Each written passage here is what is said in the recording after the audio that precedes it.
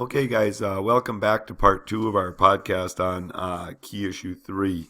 If you remember correctly, you guys, when we were talking about this before, we pretty much focused on kind of like the distribution of business services, looking at global cities, what constitutes a global city, looking at major basically cities that are involved in the markets of the world, either regionally or just by itself. And again, we covered that pretty well, I think. Now we're going to turn it over to business services in developing countries. So we're going to look at a different part of the world and still look at the development of business services within those countries.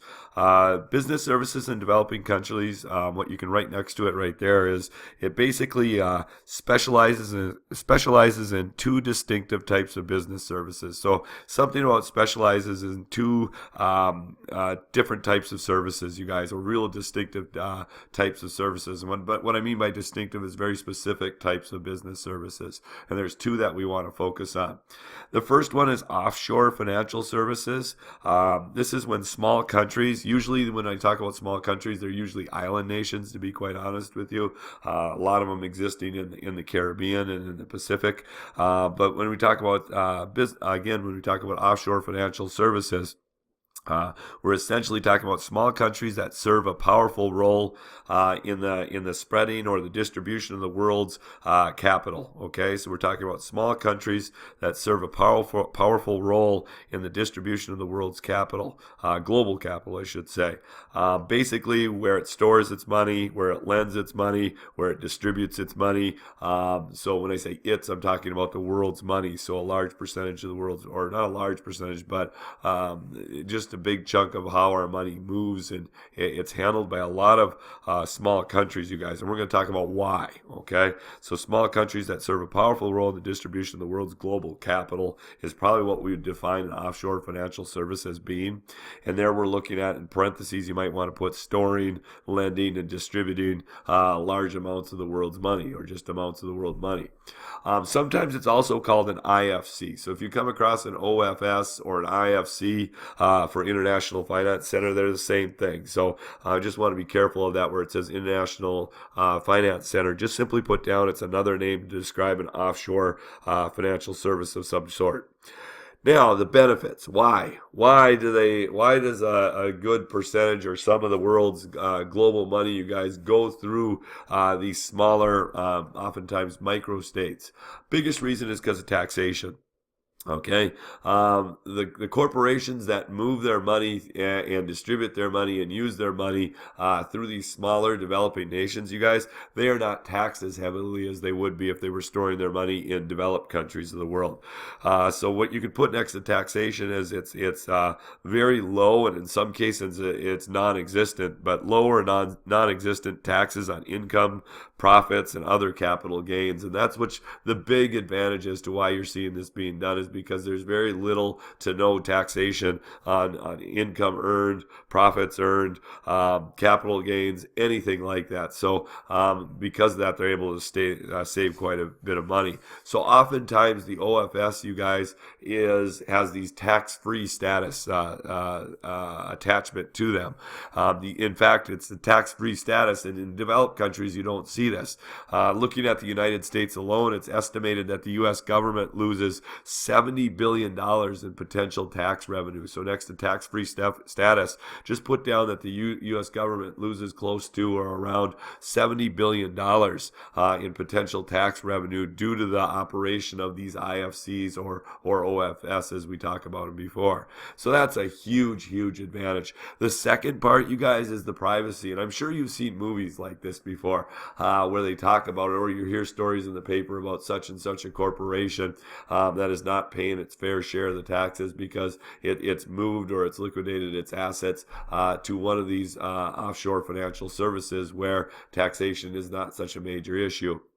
And you sometimes hear movies about privacy as well, and it's hard to get your hands on these monies, and that's why you see in the movies where either the hero or the bad person, whoever it is, they take their money and they put it in an offshore financial service, or they're putting their money over in the Caribbean or in the Cayman Islands, as they usually use that one in the movies. And this is a privacy piece right here. It's difficult to locate or to allocate a person's resources from these offshore financial services. So next to privacy, you guys, it's difficult to locate. It's difficult to know about, and it's difficult to allocate or to remove that money from an OFS. So that money is shored up, you guys. That money is protected, and a lot of times people are not aware of that money, and that's when you hear about sometimes you have wealthy people. Again, I'm using movies more so than real life because it happens more in the movies. But we see quite a few wealthy people will take embezzled money and they will put it in these offshore financial services, and the fact that it was embezzled will not allow these offshore financial services to give that up. So it's a very, very protective and private way of guarding their money. And so that's the benefits of an offshore financial service. As a result of these benefits, unfortunately, sometimes unethical practices occur, and they find loopholes in there. And so you can see some of the privacy where people are able to protect their assets in situations such as major, high-profile, wealthy divorces. Lawsuits against a corporation will move their monies over here, and it'll be very difficult to track or find that money, let alone to see that money turn up or get sent or transferred back to where it needs to go. A map on page 444 indicates a lot of these OFS services. I put IFC locations right there. So again, we can take a look at this map right here. And again, here's your offshore financial service center keys right here, and you can see that who they're attached to. You can see the United Kingdom has its own column right here. But again, many of these are microstates. You guys, you can see some existing in other places, but again, they say offshore because many of them, as I mentioned before, are island microstates or island nations that have these offshore financial service centers. So that's one way.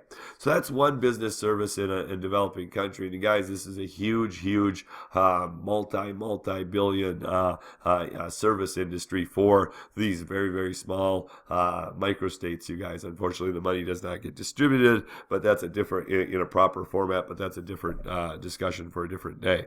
The Cayman Islands, in closing with the OFS, you guys, as we mentioned before, and I said is a great example of offshore financial services. But again, looking at our map, you can find others that you can use as well. But I just thought I'd point out the Cayman Islands is such a major one that is used and talked about in so many of the TV shows and movies that we watch. So I thought I was trying to make a connection between the movie industry and reality. Business process or outsourcing. That's the second thing we want to talk about. Business process or outsourcing. This is when you transfer certain service industry jobs or certain related service industry jobs overseas. So this is the transferring of service industry jobs overseas. We talked about outsourcing before. We said it was simply the transfer of jobs overseas and there's a couple different reasons for why this occurs. But this is one is looking, when we talk about a BPO, and that's the acronym that's often used, you guys, we're talking about transferring certain service industries overseas. The rationale, same as outsourcing before, you guys, to lower your expenses, okay? As I mentioned in the last chapter when we talked about outsourcing in regards to industry and manufacturing, the reason why outsourcing occurs, and that's what you can put next to the rationale, is because what you're trying to do is you're trying to lower your expenses. So for rationale, put lower your expenses, which creates a greater gap between your revenue and your expenses, which leads to higher profits. So if you can lower your expenses, you guys, and maintain your revenue, you're creating a greater gap for profits to occur. That's essentially what we're trying to say. How are you lowering your expenses? The same way the industries did when they hired unskilled labor. In this case, it's skilled labor, and you're going to pay significantly lower wages. Excuse me, significantly lower wages here. So what you could put next to low wages, you guys, is it's actually a higher wage for developing country workers, but significantly lower than what would be paid in a developed country. So the low wages right here is saving them millions upon millions of dollars to do this service industry related work overseas. And again, this service industry related work can be anything from communications to basic accounting to whatever it may be. But again, what's happening with low wages here, you guys, again, you could put it's a higher wage for the developing workers, which is great for them, but it's significantly less from what wage would be paid in a developed country, that the same type of work being paid in the same country. When we talk about this, so you're lowering your expenses, again, increasing your profits.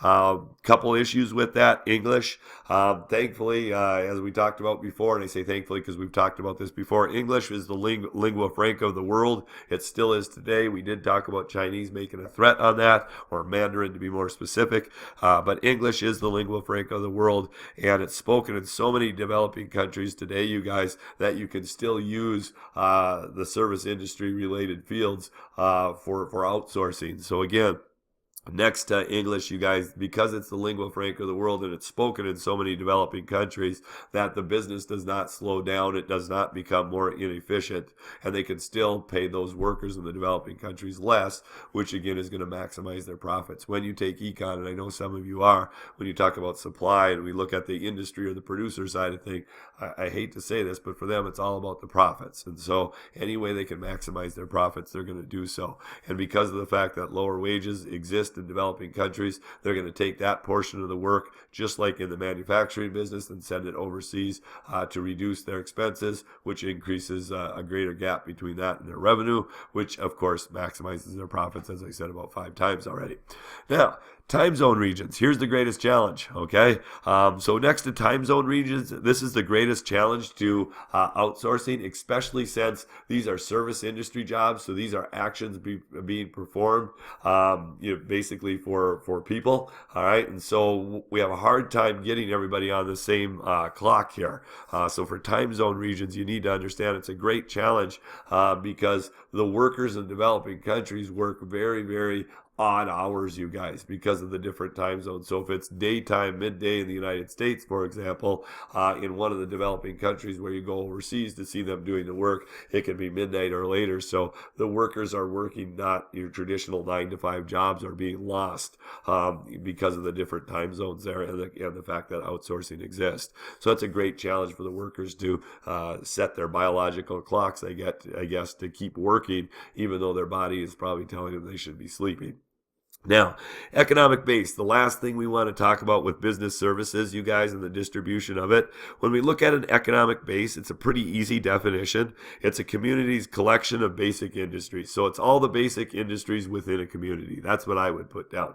It's all the basic industries within a community. And it can include manufacturing, service industries, whatever. It's just industries in general. So it's the basic industries within a given community, essentially. Now, this is extremely important for the development of settlement and services, okay?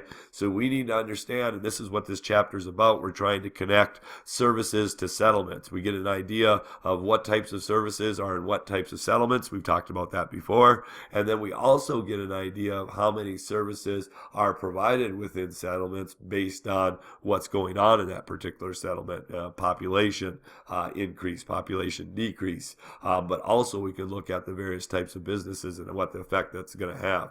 Now, take a look here. So if we're talking about all industries for our economic base, we know that industries bring in money. Okay, and the more money those industries make, you guys, the more services that are going to be needed. Okay, for that to take place. So whenever you say it takes money to make money, for example, so an industry starts making money, they've got to acquire and increase their services to continue to head in a successful pattern. What that leads to, you guys, is economic expansion. Okay, and so we say industries bring in money. That money is some of that money is going to the workers. And the more money that workers have, the more they're willing to spend on services. We talked about that before when we talked about wealthier people living in those alpha cities, you guys. Services increase because they are more willing to spend on that. So the more money that is being generated by the industry means more services in that area. But it goes further than that. So industry brings money, follow this pattern. More money means more services being offered, you guys, because there's more money to be spent. So services are going to come in and try to collect some of that money in their particular type of business. And then what happens is economic expansion occurs. All right. What we mean by economic expansion is if there's people that are making money and they want to spend this money on various services, other businesses are going to come into that area, develop, and try to get that group of workers money to be spent on whatever it is they're providing. And they have to expand and build to do that. And that's going to lead to even more jobs. When you have more jobs, you're going to have more people. When you have more people, your population is going to increase. So it leads to a larger settlement, both in population and in area. And that means we're going to have even more services. All right. Which again, you could probably even connect an arrow to get back there and say, and those services are going to bring in even more money. And more money means, again, people are going to want more services provided for them. When those more services come in, you get the idea. We're going to expand in jobs and people, and the settlement's going to continue to grow. So it's extremely important that we have a strong economic base, you guys, a collection of industries within a given area. Your economic base can exist in two formats or in two ways, you guys. You can have basic industries or you can have non-basic industries. With basic industries, these are industries that export or serve primarily to consumers outside of the settlement. Okay, so you're exporting your services to people outside of the settlement. So that's what basic industries are. Non-basic industries is the majority of your money is being spent on by people within your settlement. Okay, so basic industries, we're essentially saying that it's the exporting of services, or your consumers come from outside of the settlement. The majority of your consumers come from outside of the settlement. Non-basic, you guys, as we look at that, is going to be, again, industries served primarily to the people within that specific settlement. So that's the difference between the two economic bases right there. Now, manufacturing has been replaced by service industries. So if we take a quick look here at page 446, sorry, I'll turn the page here, not pause. But as we look at page 446, you are going to see that we're having more and more services that are replacing manufacturing industry, especially on that northeast coast. Because remember how we talked about we're seeing a shift in industry from the northeast, still very strong, you guys, and the fact that there's so many skilled workers there, and a lot of skilled worker type activities are associated to the service industries, you guys. So it should be no surprise that we are seeing service industries really pop up at a faster rate than manufacturing, especially in the northeast part of the United States. Okay, so that's one thing. Good true and false question, I bet. Manufacturing has been replaced by service industries, you guys, as a leading source of income within the U.S. Some services, and as I mentioned before, are linked to distribution by skilled and unskilled workers. So when we look at service industries, we tend to see more skilled service industries in the northeastern part of the country. Why is that? Because that's where the majority of the skilled workers are living today. And that, again, is only going to be on page 447, and you can take a look at that as we talk about that.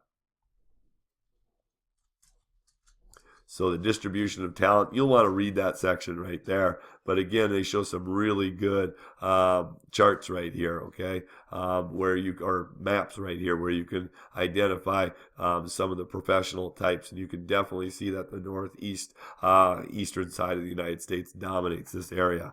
All right, so that concludes our business services, you guys, and the distribution of business services within the world, but also looking at within the United States here too, so regionally looking at it. With that being said, remember, you guys, we have a test coming up soon. Podcast number 4 will be on the way really shortly. Hope you have a great rest of the day, and we'll see you later. Bye.